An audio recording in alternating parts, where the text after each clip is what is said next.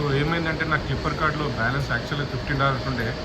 అయితే నేను అక్కడ బుల్బామ్ పార్క్లో పైకి వెళ్ళి స్వైప్ చేసి పైకి వెళ్ళి రెస్ట్ రూమ్కి వెళ్దామంటే అక్కడ నాకు అమౌంట్ కట్ అయింది ఒక $5 దాకా. సో ఇక్కడ టికెట్ ఏజెంట్కి చెప్తే ఆయన నాకు మళ్ళీ గేట్ ఓపెన్ చేసి వచ్చేసాను లోపలికి.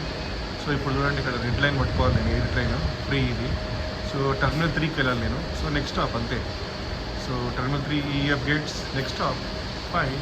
And train is every 4 minutes. క్లియర్గా ఉంది చూడండి. ఇది air train garage and bot. ఇది స్టాప్ 7:42 అవుతుంది. సో ఇప్పుడు బ్లూ లైన్ రెడ్ లైన్ రెండు వాళ్ళు క్లియర్గా ఇచ్చారు. రెడ్ లైన్ ఎక్కడికి వెళ్తుంది, బ్లూ లైన్ ఎక్కడికి వెళ్తుంది అని. సో ఐఎమ్ హియర్ అంటే యు ఆర్ హియర్ అంటే ఇక్కడ ఉన్నా. సో ఇప్పుడు ఎక్కడి నుంచి నేను టర్మినల్ 3కి వెళ్ళాలి. జస్ట్ 4 minutes అంతే. ఇక్కడ చూడండి 4 minutes ఇక్కడ ఉన్నా. So next stop international terminal.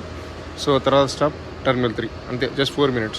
So I'm waiting for the train. So this is the red line, air train red line. So I have to take this and go to second stop which is terminal 3.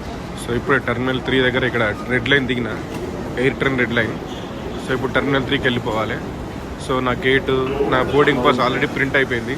అంటే self check-in చేసిన website, United వెబ్సైట్లో యాప్లో.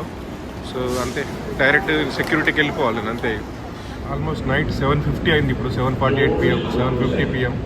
ఇంకా చూడండి ఎంత వెళ్తుందో. So ఎందుకంటే daylight adjustment. So 1 hour వెనక్కి వెళ్ళిపోయారు వీళ్ళు. సో అందుకే ఇదంతా ఎయిర్పోర్ట్, శాన్ ఫ్రాన్సిస్కో ఎయిర్పోర్ట్.